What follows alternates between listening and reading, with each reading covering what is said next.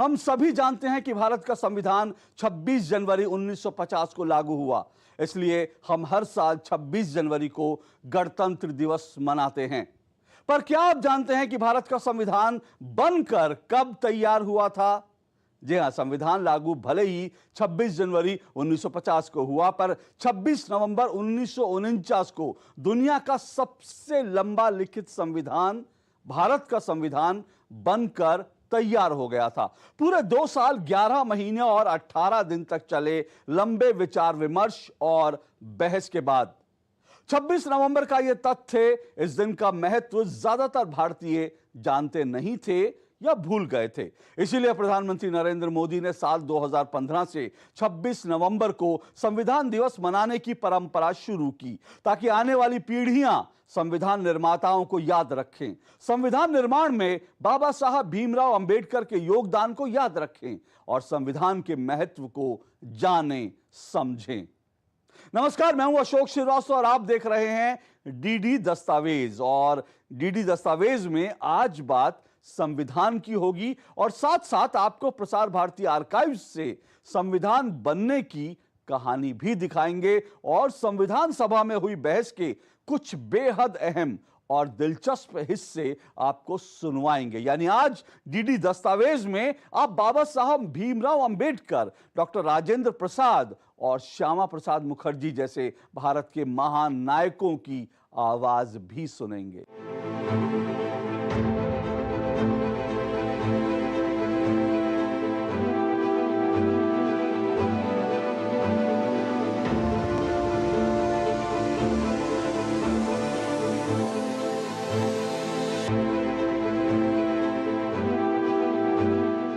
200 साल की गुलामी के बाद भारत दुनिया के सबसे बड़े लोकतंत्र के रूप में सामने कैसे आया, इसके पीछे संघर्षों की लंबी कहानी भी है और भारतीय नायकों की दूरदर्शिता, उनकी प्रतिभा और उनके समर्पण की बानगी भी है।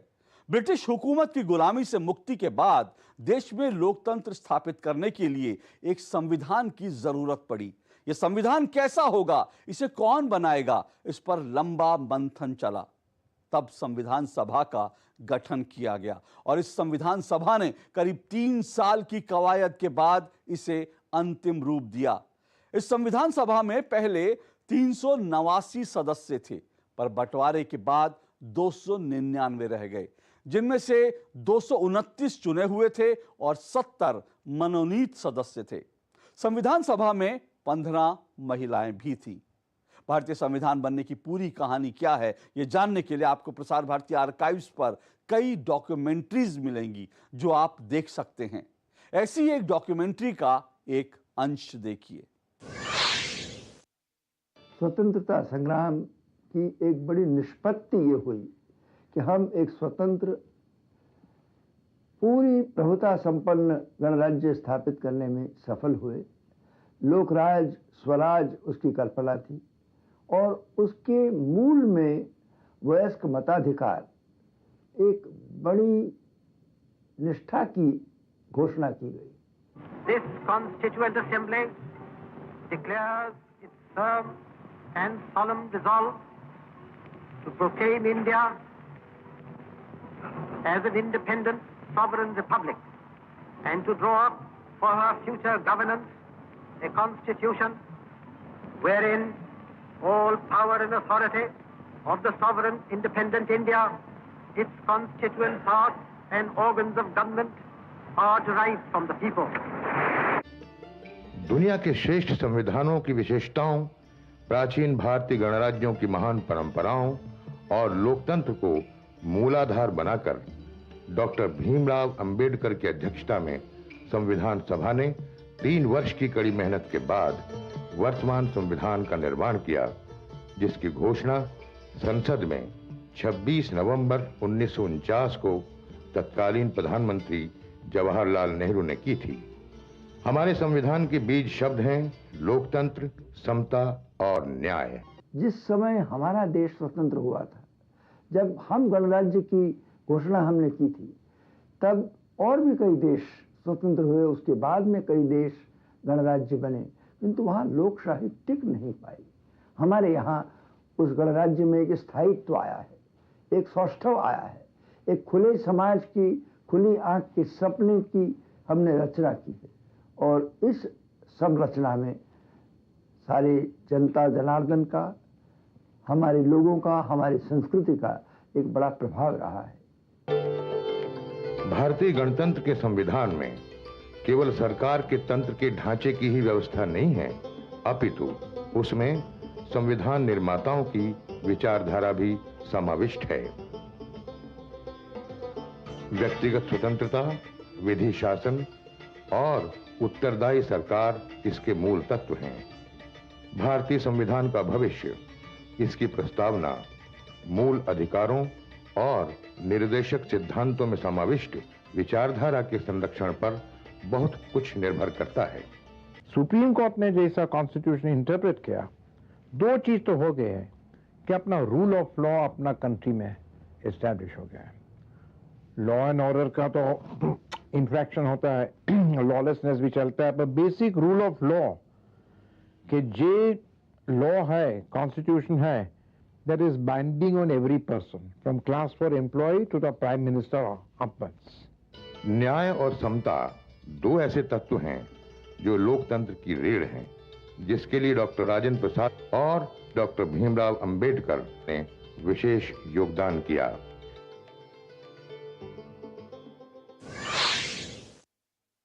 बाबा साहेब भीमराव अंबेडकर को भारत के संविधान का निर्माता कहा जाता है। वे संविधान मसौदा समिति के अध्यक्ष थे। वो मसौदा समिति के अध्यक्ष कैसे बने, इसको लेकर भी कुछ लोगों का मानना है कि जब ये पूरी प्रक्रिया शुरू हुई, उस वक्त ही अपने भाषणों से अपनी प्रतिभा का लोहा मनवाकर बाबा साहेब ने सबका दिल जीत लिया था। ये बात दिसंबर 1946 की है, जब संविधान सभा के उद्देश्यों की रूपरेखा रखी गई। तब एक अन्य सदस्य श्री जयकर ने सुझाव दिया था कि ऐसे किसी प्रस्ताव पर तब तक मतदान नहीं हो जब तक इस बात का निर्णय नहीं हो जाता कि मुस्लिम लीग के प्रतिनिधि इस प्रक्रिया में शामिल होंगे या नहीं। दरअसल पाकिस्तान के निर्माण के निर्णय के बाद मुस्लिम लीग के सदस्य पाकिस्तान के गठन और भारत के प्रति निष्ठा के बीच झूल रहे थे। वो ये तय नहीं कर पा रहे थे कि संविधान सभा में वो शामिल हों भी या नहीं। इस मौके पर अंबेडकर जी ने बहुत सधा हुआ भाषण देते हुए एकता की बात की, संतुलन के साथ आगे बढ़ने की बात की। सुनिए उनके इसी भाषण के ये अंश। So far as the ultimate goal is concerned, I think none of us need have any apprehensions. None of us need have any doubt. But my fear, which I must express clearly, is this. Our difficulty, as I said, is not about the ultimate future. Our difficulty is how to make the heterogeneous mass that we have today take a decision in common and march in a cooperative way on that road which is bound to lead us to unity. Our difficulty is not with regard to the ultimate. Our difficulty is with regard to the beginning. Mr. Chairman, therefore, I should have thought that in order to make a start, in order to induce every party, every section in this country, it would be the act of greatest statesmanship for the majority party even to make a concession to the prejudices of people who are not prepared to march together. And it is for that I propose to make this appeal. Let us leave aside slogans. Let us leave aside words which frighten people.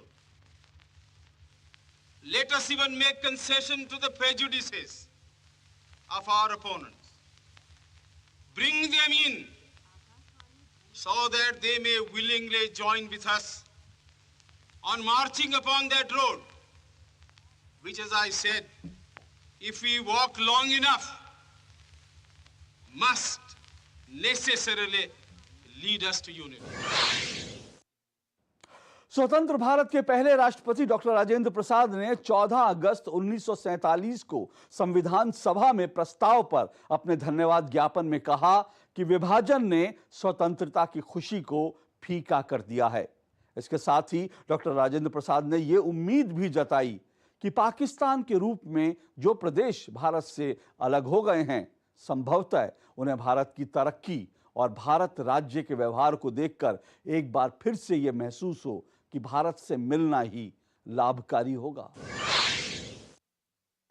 हम जानते हैं कि देश में इस स्वतंत्रता प्राप्ति से जो उल्लास, जो खुशी और जो उत्साह होना चाहिए, वो इसका बंटवारा हो जाने के कारण किरकिरा हो गया है। हमारा काम है कि जो हमारे साथ रह गया है उसको हम ऐसा सुंदर, सुव्यवस्थित, सुसंगठित और समुन्नत करें कि बिछड़े हुए प्रदेशों को फिर हमसे मिल जाना बहुत अधिक लाभप्रद मालूम हो। हम आशा करते हैं कि हम अपने व्यवहार से, अपनी कार्य दक्षता से उनको फिर अपनी ओर वापस ला सकेंगे। यह जोर जबरदस्ती से नहीं हो सकता।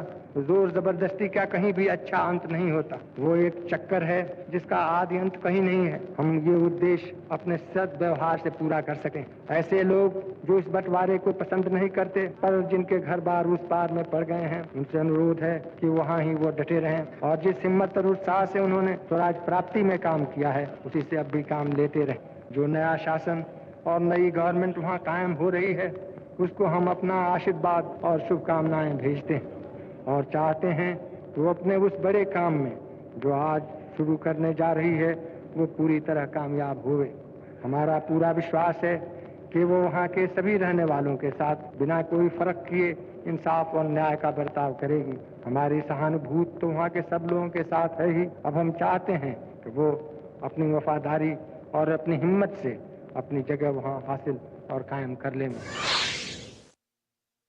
आजादी के बाद भारत की पहली अंतरिम सरकार में उद्योग और आपूर्ति मंत्री रहे और बाद में भारतीय जनसंघ की स्थापना करने वाले डॉक्टर श्यामा प्रसाद मुखर्जी ने संविधान सभा में अल्पसंख्यकों के विशेष अधिकार पर बोलते हुए आजाद भारत में सभी अल्पसंख्यकों के समान अधिकार पर अपनी बात रखी। उन्होंने साफ कहा कि मुस्लिम लीग सभी मुसलमानों का प्रतिनिधित्व नहीं करती। साथ ही उन्होंने अल्पसंख्यक की परिभाषा पर भी सवाल उठाते हुए कहा कि कम से कम 4 प्रांतों में हिंदू अल्पसंख्यक हैं। When we talk about minorities, it is suggested as if the Muslim League represents the only minority in India. But that is not so. There are other minorities. Hindus also constitute a minority in at least 4 provinces in India. And if minority rights have to be protected,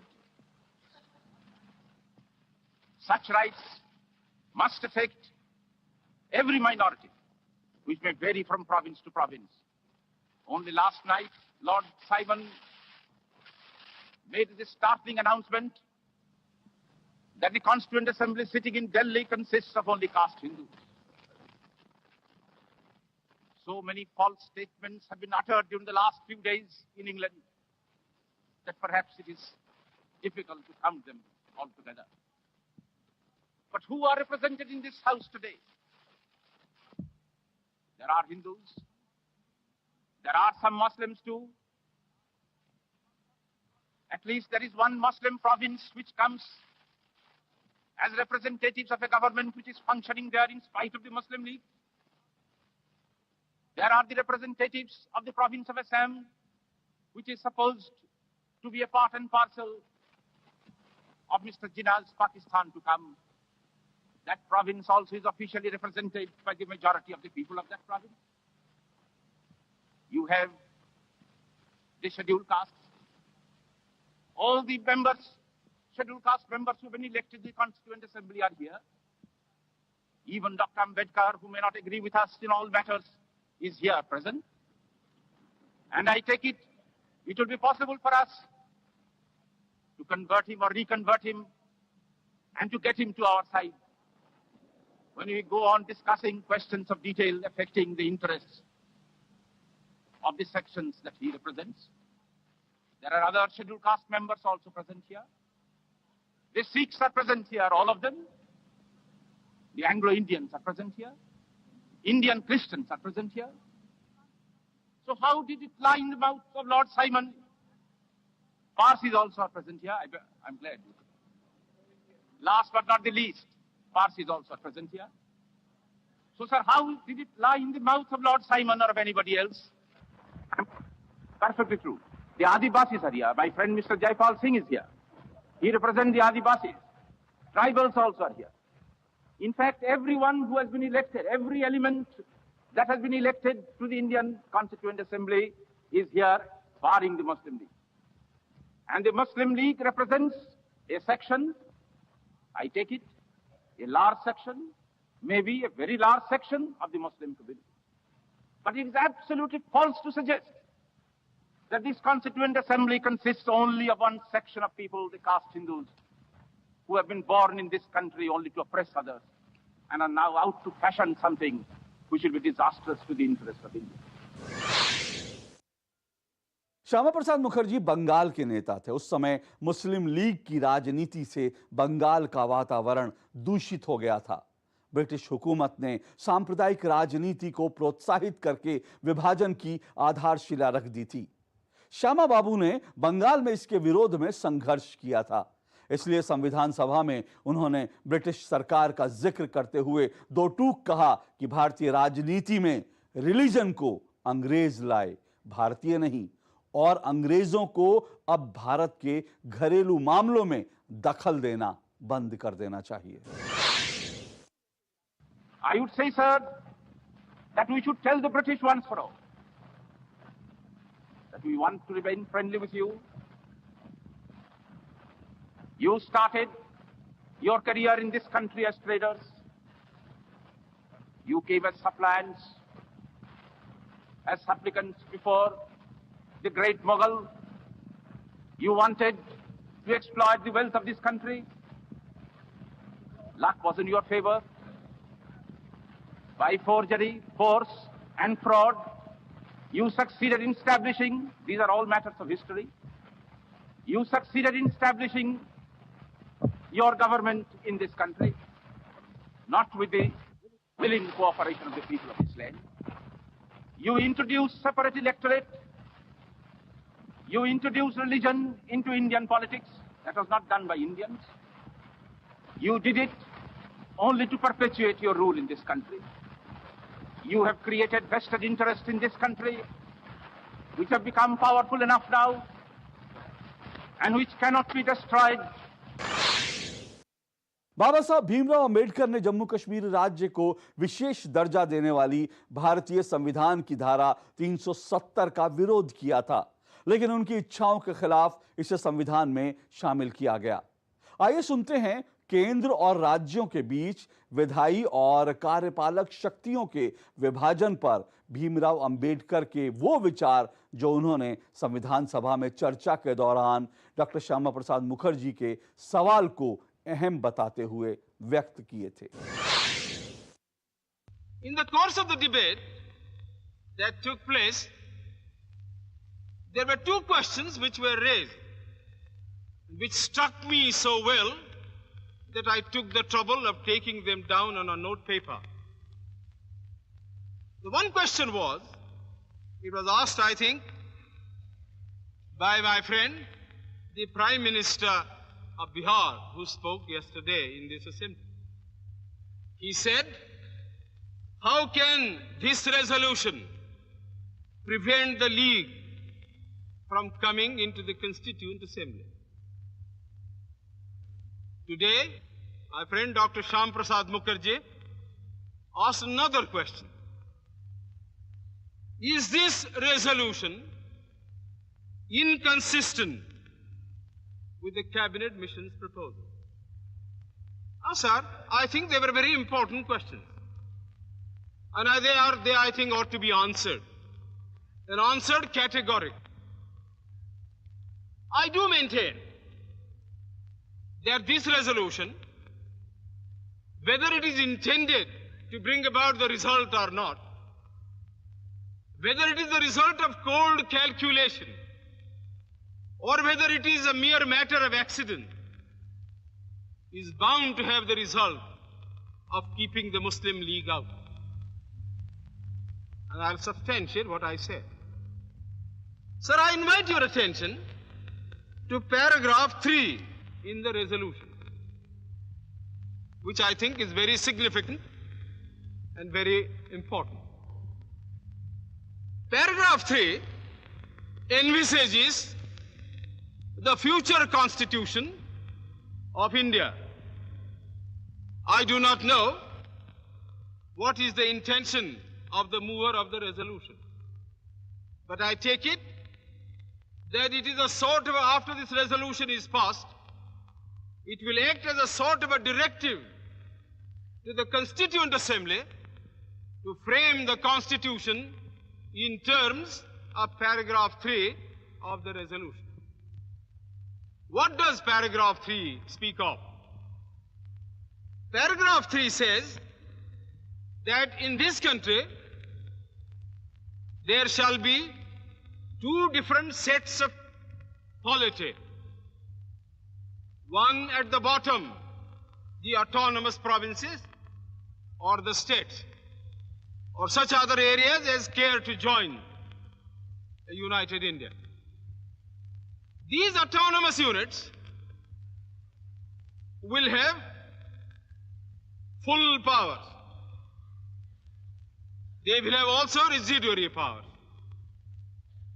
At the top and over the provincial units, there will be a union government having certain subjects for legislation, for execution and for administration. स्वर कोकिला सरोजिनी नायडू न केवल स्वतंत्रता सेनानी थी बल्कि बहुत ही अच्छी कवित्री भी थी। उन्हें भारत कोकिला के नाम से भी जाना जाता है। संविधान सभा में जब उनके बोलने की बारी आई तो न केवल उन्हें बुलबुले हिंद कहकर बुलाया गया बल्कि उनसे यह भी अनुरोध किया गया कि वो अपनी बात कविता में ही रखें। I shall now request Bulbul-e Hind, the Nightingale of India, to address us.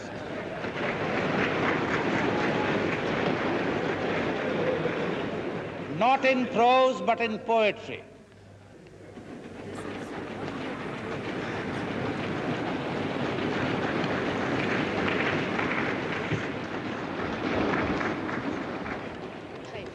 Mr. Chairman, this is All India Radio. The manner of your calling me What?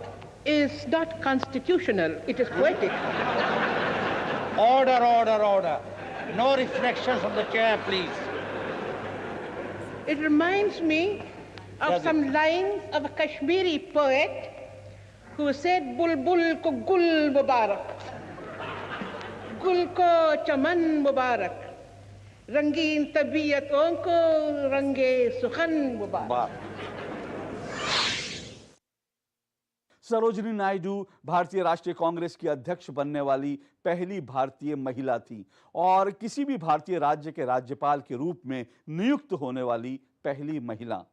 संविधान सभा में बुलबुल हिंद भारत कोकिला सरोजिनी नायडू ने सामाजिक समरसता और समानता की मुखर होकर बात की।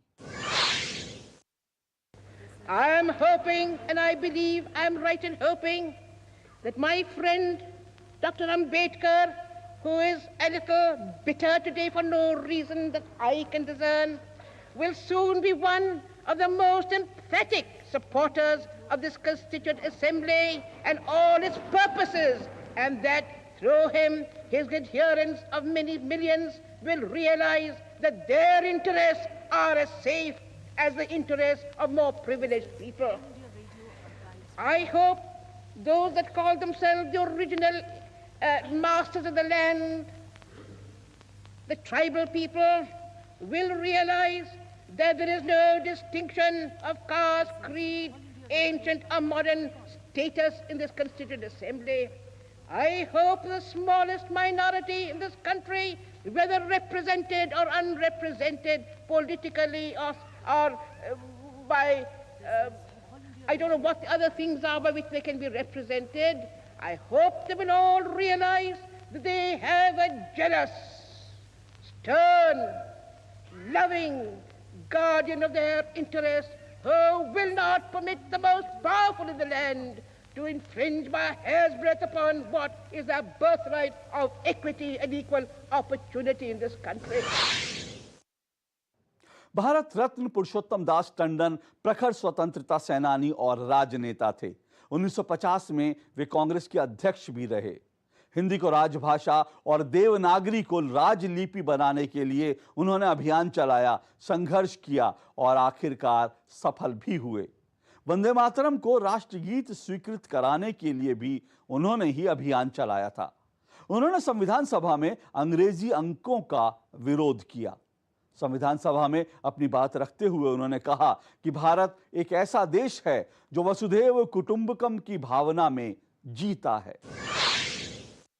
हमारी कोशिशें हमेशा हमारे इतिहास में हिंदुस्तान एक खास मुल्क है, शायद एक ही मुल्क है जहां के लोगों ने वसुधैव कुटुंबकम, दुनिया भर एक है, वसुधा ये पृथ्वी भर एक कुटुंब है। आज वन वर्ल्ड की बात कही जाती है। हमारे यहाँ दुनिया को, वसुधा को, एक दुनिया को एक कुटुंब कह करके कहा के पुकारा था। हमारे यहाँ ये आदर्श था अच्छे लोगों का कि वो दुनिया में, दुनिया भर के लोगों में फर्क नहीं करते। हमारे यहाँ दूसरे मुल्कों से लोग आए, बहुत लोग आए, हमने खुले हाथों उनका स्वागत। हमने उस तरह की नीति कभी अपने इतिहास में नहीं बरती जो हमारे यहाँ के लोगों के साथ दूसरे देशों में आज इस सभ्यता कहलाने वाले समय में बरती गई।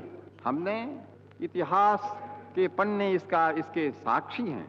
हमने बाहर से जो लोग आए उनका हमने स्वागत किया, हमने उनकी सहायता की। तो संविधान का आदर करना हम सबके लिए जरूरी है, संविधान का पालन करना हम सबके लिए जरूरी है। इस बात को याद रखिए, संविधान ही हमें बताता है कि ये देश कैसे चलेगा और ये देश किस तरह से गवर्न होगा। इसी के साथ डीडी दस्तावेज में आज के एपिसोड में बस इतना ही। अगले हफ्ते आपसे फिर मुलाकात होगी। फिलहाल डीडी दस्तावेज की पूरी टीम को दीजिए इजाजत। नमस्कार।